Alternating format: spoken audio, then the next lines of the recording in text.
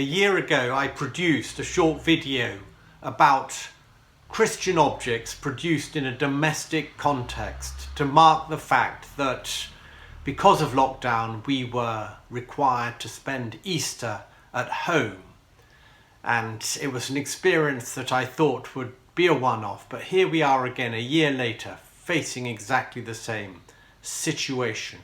And so I'm producing a second film, again looking at objects relating to Easter that reflect changing attitudes and interests over many years. I hope you enjoy it. The first thing I'd like to show you addresses the very heart of the matter of Easter. It's an image of the resurrection of Christ from a medieval manuscript. Unfortunately, the page has been removed from its original context. As people got interested in the Middle Ages in the 18th and 19th centuries, after years of neglect, it was common practice to dismantle medieval books, abandoning the text often and keeping the images. Even John Ruskin, who was instrumental in reviving interest in medieval culture, wrote in his diary how he passed several pleasant evenings chopping up manuscripts. So this page is a victim of that kind of enthusiasm. The page is from a 15th century liturgical book showing text for the Easter Mass. The text itself is from the book of Psalms, not the Gospels. Here below the image you can see the words from Psalm 139, Resurrexi et ad hoc te cu. The line above the U indicates that a letter is missing. The scribe abbreviated the word to keep the columns straight and neat. The words mean I arose and am still with you, Alleluia, so they lend themselves well to the celebration of Easter. The image itself is of course one of the most important in Christianity, if not the most important, because it shows Christ rising miraculously from the tomb, thereby inventing the possibility of salvation for all mankind. One strange thing about it is that despite the fact that it is such an important image, it was almost never represented during the Middle Ages. It's only in the 14th and 15th centuries that it becomes rarely common. In earlier times it was passed over in favour of the three Marys at the empty tomb, which they visited after the resurrection only to be met by an angel who told them that Christ is risen, or the descent of Christ into hell to rescue Adam and Eve, which is not reported in the Gospels, but it is present in apocryphal texts and the Creed. The reason that the resurrection is almost never seen in the Middle Ages is that it was not witnessed by human eyes, and there was therefore no precedent for representing it without using the imagination, which would have been considered arbitrary and subjective. And one can see in this miniature that the soldiers are indeed asleep. There are also two angels here. They're not always present in scenes of the resurrection. The scene is set in a garden, which is very picturesque. It's quite a distance from Jerusalem. There's a lake or a river in between the two locations, and one can see ships sailing merrily by. It's rather extraordinary that this scene should have become so popular during the period we call the Renaissance, precisely because the two words mean the same thing.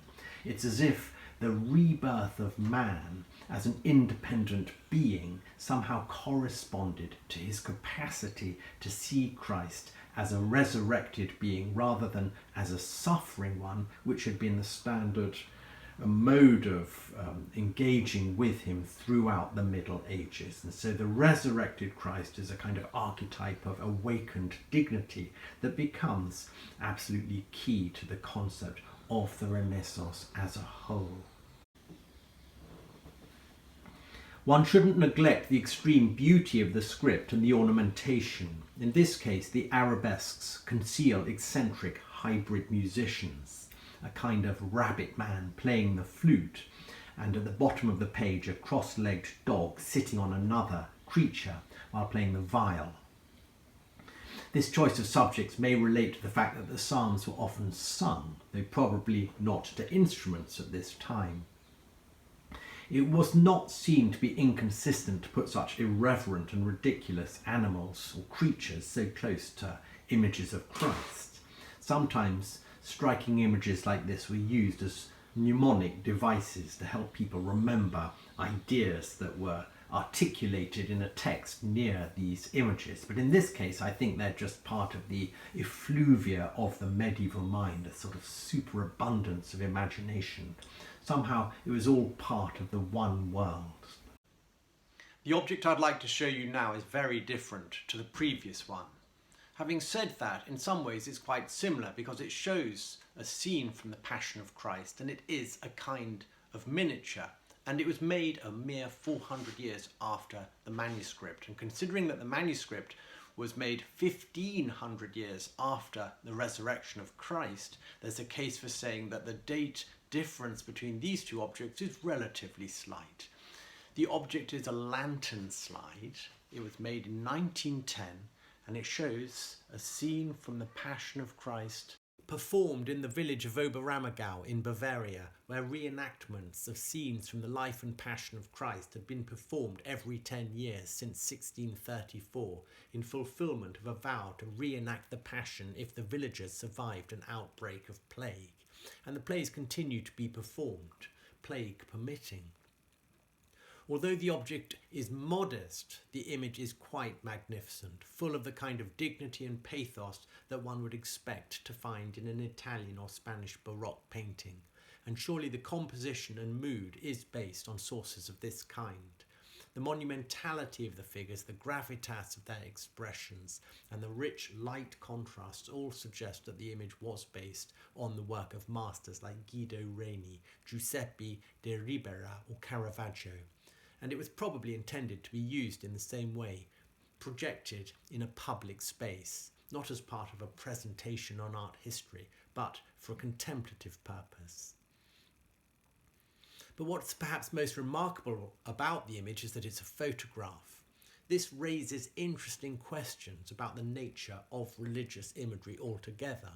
In medieval art, faces were so generalized that the question of likeness didn't arise. Facial types were determined by tradition. But in the Renaissance, when naturalism became standard, questions regarding the actual appearance of individuals naturally arose, and never more urgently than in the case of Christ. It was important to avoid the pitfall of arbitrary imagination, as I mentioned in relation to the resurrection. So how could Christ be represented realistically without simply making it up? The problem was solved in a typically medieval way when in the 14th century someone conveniently found a document that dated from the time of Christ and which offered an eyewitness account of his appearance. The document was the so-called Letter of Lentulus, a Roman official who reported on the attention that a certain individual in his orbit was attracting and who was perhaps worried about social unrest. The face, which Lentulus described in very great detail, both conformed to conventions established during the Middle Ages and legitimized a newly naturalistic type which prevailed for the next 400 years, perpetuating a tradition of imagining Christ that was always impossible to disprove. But photography interfered with this seamless imagining by interposing the face of a real person in between the viewer and their perception of Christ. It's one thing to feel that the image before one could offer a likeness of Christ, but quite another to know that it is not Christ and indeed that it is just an ordinary man. In medieval art he was not real enough, but now in photography he was too real. How could contemplating such an image work?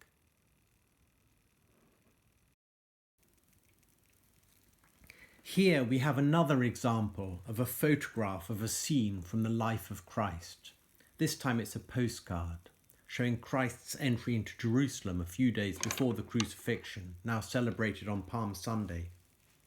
The image is of a tableau from a passion play staged in Nancy in northeastern France, where passion plays have regularly been performed since 1904, when a French priest was inspired by Oberammergau to adopt the tradition. The style of the tableau is rather different from the previous one. It suggests influence from the highly detailed and crowded imagery of the Northern European Renaissance.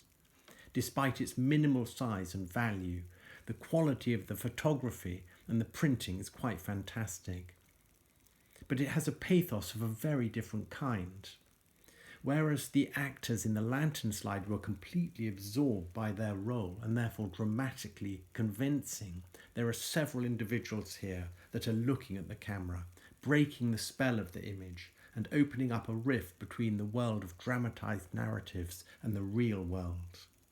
We know what happened to Christ, but one cannot help but wonder what became of these individuals and how the allegory of a sacred narrative may have played itself out in their lives.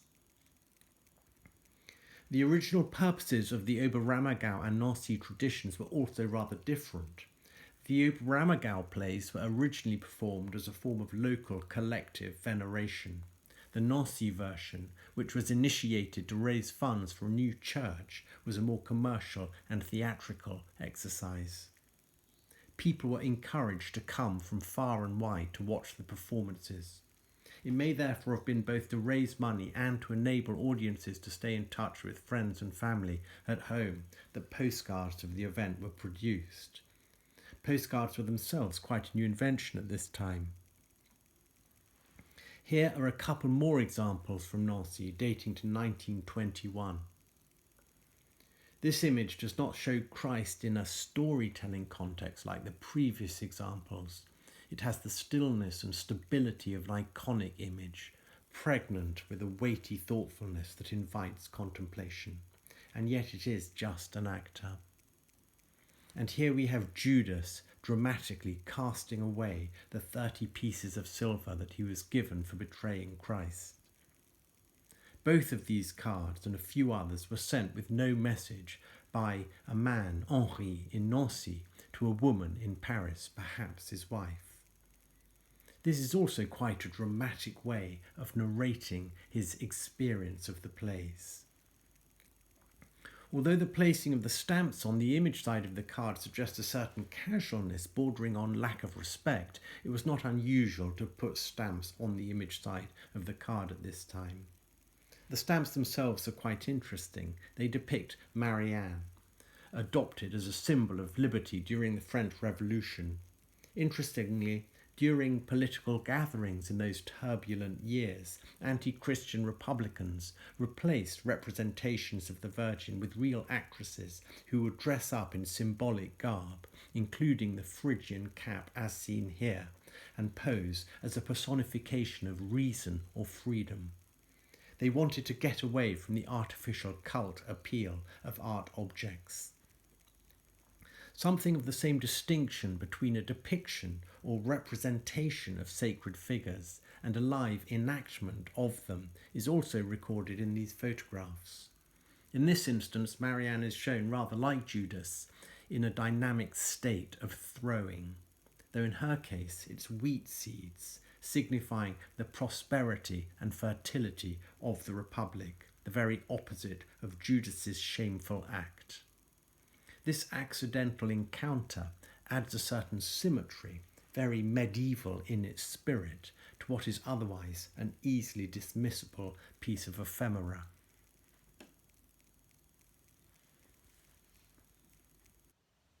One of the most ancient ways of imagining the Passion was to visit the Holy Land. This was a practice that started in the 4th century when St. Helena, the mother of the Emperor Constantine, discovered the cross on which Christ was crucified, thereby initiating a tradition of pilgrimage that has lasted more or less unbroken until the present day. Besides visiting the holy sites, pilgrims would pick up souvenirs, bits of earth or stones or leaves, or perhaps, if they were very lucky, a piece of the true cross. I was in Jerusalem myself several years ago, and I visited the Holy Sepulchre. It was an extraordinary experience.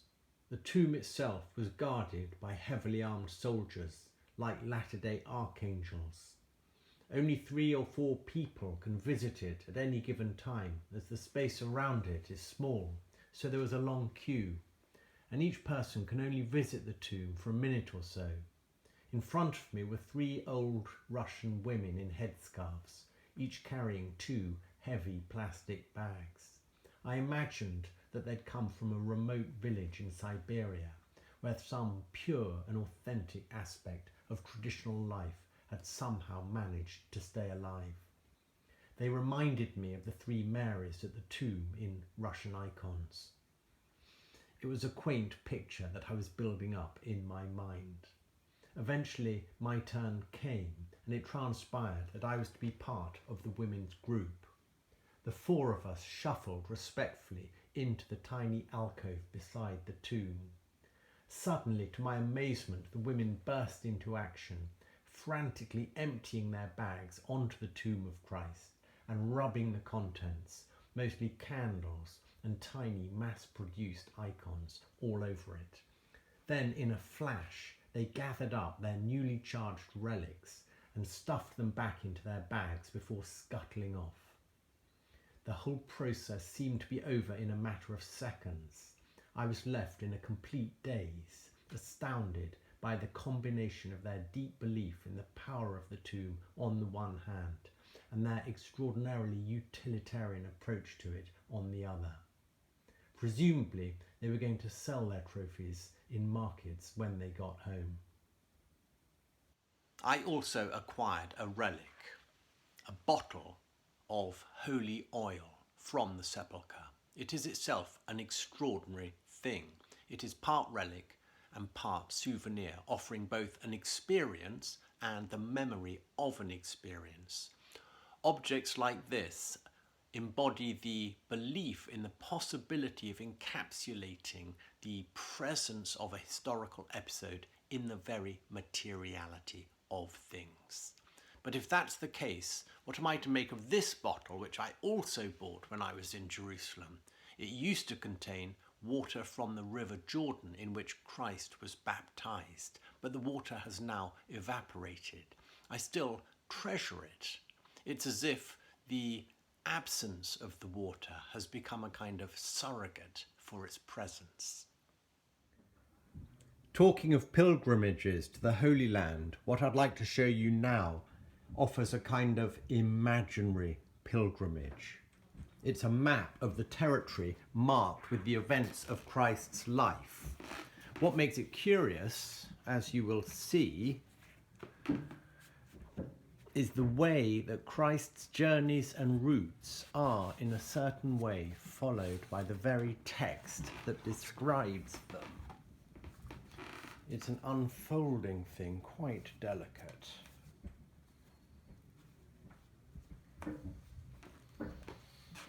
It was made by a man called Robert Mimpress in 1835. He started life as a marine accountant and trained as a painter, but in 1821 he married well, and thereafter he dedicated his life to producing maps and charts to explain the Christian religion in which he was a fervent believer. The way the document works is by placing long lists of the events from Christ's life in the columns to the left and the right of the map itself, giving them colours and numbers and using those to locate them on the map of the Holy Land itself. So you can see, for instance, in the top left-hand corner, this particular section is dedicated to the commencement of the gospel narrative, to the end of the first year of the ministry of Jesus. We see the list of events on the left, the location in the gospel text in the middle, and the location on the map on the right. Each period of Christ's life is given a colour, and we see the colours and the numbers placed on the map in their various locations. Jerusalem was obviously a very busy place. This is scene number 179. It is yellow, and the index tells us that it is the prodigal son. You can see it has Rembrandt's name at the bottom of it. It was indeed copied from an etching by Rembrandt, as many of the scenes were copied from old masters.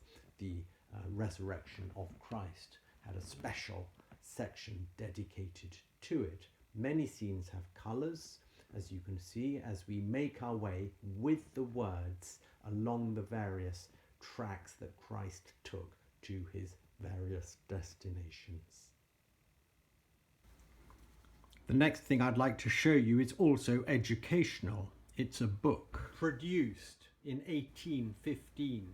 Dean and Mundy's edition, the complete hieroglyphical Bible, embellished with numerous engravings. Threadneedle Street, 1 shilling. It's a much used and loved object, and it's been reassembled in a rather piecemeal fashion. It's full of marvellous ciphered images, pages taken from the scriptures, somewhat at random. There's no sense of consequence through the book. It's just one page after another here, for instance. And Jesus saith unto him, the foxes have holes, and the birds of the air have nests, but the Son of Man hath not where to lay his head.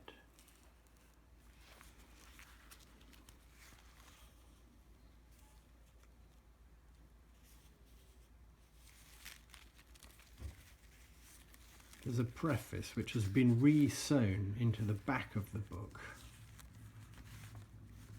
which explains something of the principle. The mode of instruction by hieroglyphics originated with the ancient Egyptian priests and philosophers, but their motive for using it was widely different from ours, not to diffuse instruction, but to confine it to a select few was their object. Ours, on the contrary, is to engage the attention by striking the eye and to make the lesson delightful as well as profitable. Hieroglyphics hadn't been deciphered at this time. And at the back we have summaries of the gospel stories from the 4 evangelists. Here again the entry of Christ into Jerusalem. Even more cryptic is this extraordinary book, produced in Leipzig in 1847. It is an edition of the hymns of the bishop Rabanus Maurus celebrating the Holy Cross.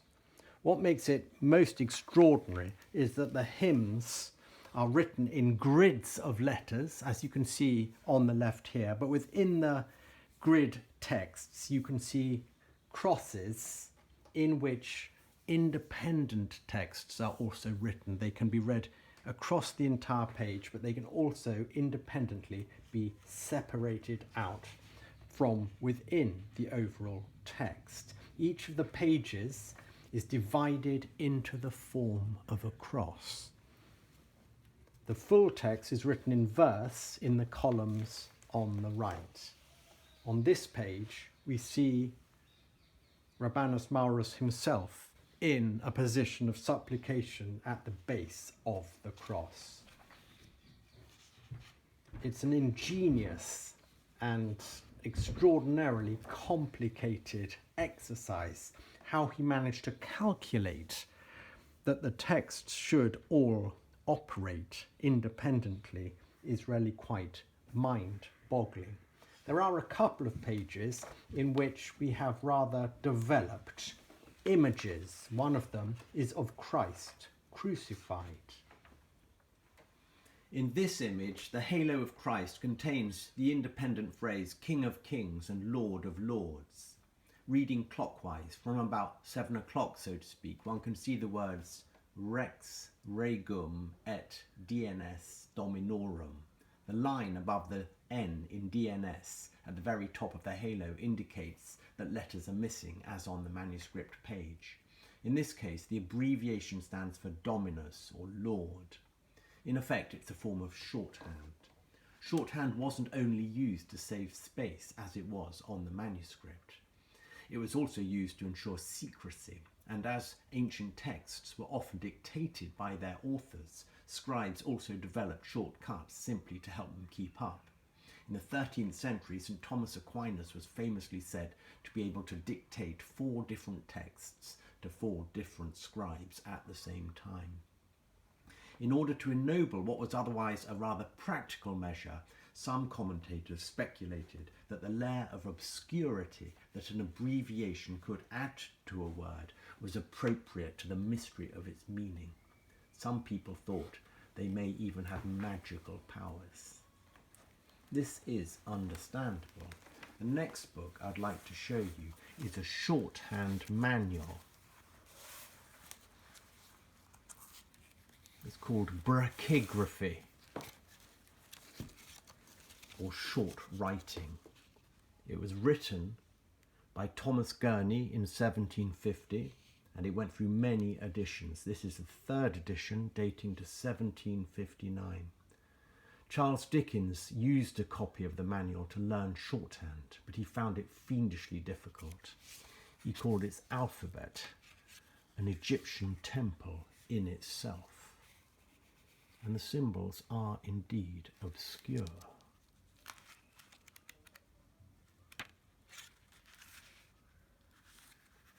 Compare this with pages 40, 41, 2 and 3.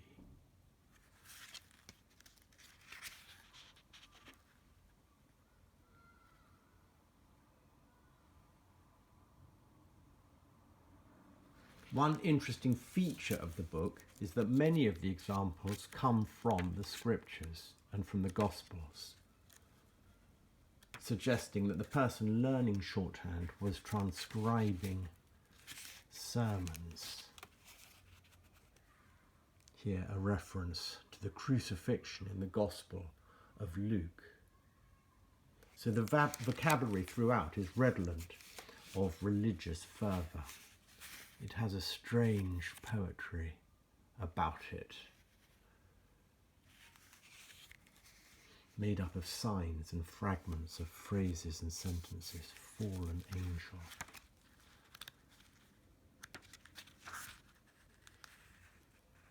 Covetous, the world, nothing in the world, world without end, the greatest part of the world, comes into ye world, this world, the other world, foundation of the world's wilderness within. Covenant member, wisdom, apostle. One can easily understand why people once thought that such signs could be magical and dangerous.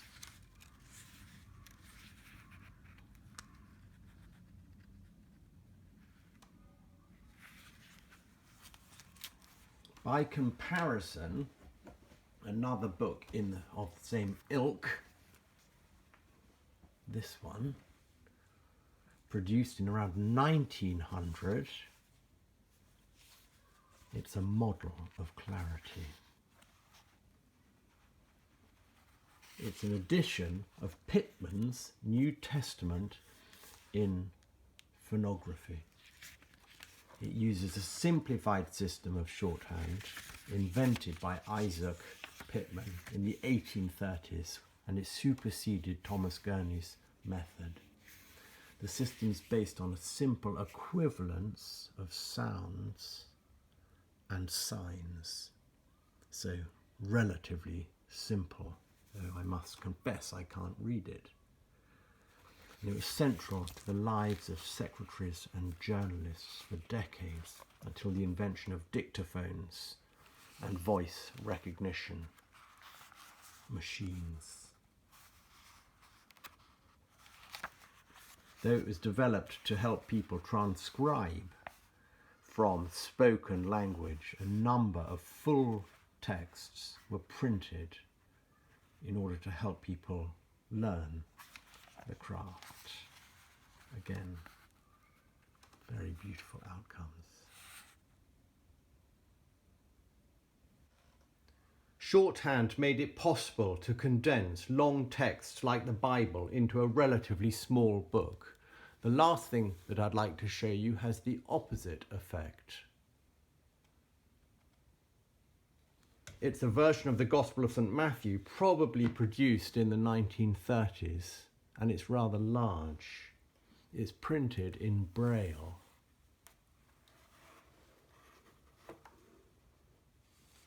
It really is impossible for someone who can see but cannot read braille to understand the experience that this object must afford a person who cannot see but can read Braille to translate sensations at the end of a finger into mental representations. I have tried and I'm shocked at how blind my fingers are. But this object is still a very potent one. It really does have a magic quality about it, a content that to me at least is silent and invisible. Dragging my fingers lightly across its surface makes me think of walking on the moon.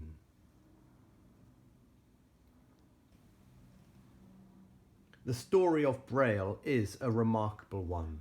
The idea was first mooted by a captain in Napoleon's army, Charles Barbier, who developed a system of what he called night writing to enable his soldiers to communicate at night. His system replaced huge embossed letters with the famous system of dots. In 1821, he brought the idea to the attention of the Royal Institution for Blind Youth in Paris, where Louis Braille was a pupil. Braille had poked himself in the eye, in one of his eyes, with a braille when he was about 3. It became infected and soon infected his other eye, leaving him totally blind in both eyes by the age of 5. In Paris, he picked up Barbier's system and he improved it, reducing the number of raised dots that stand for each letter or unit from 12 to 6. Interestingly, there's even some pattern here on the left.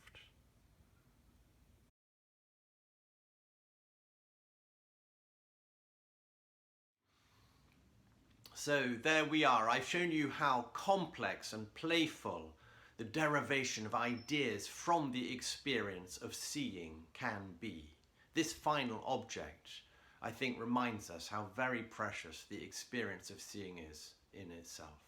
So I hope you all have a very happy Easter, and this time next year it'll be a more open and expansive experience.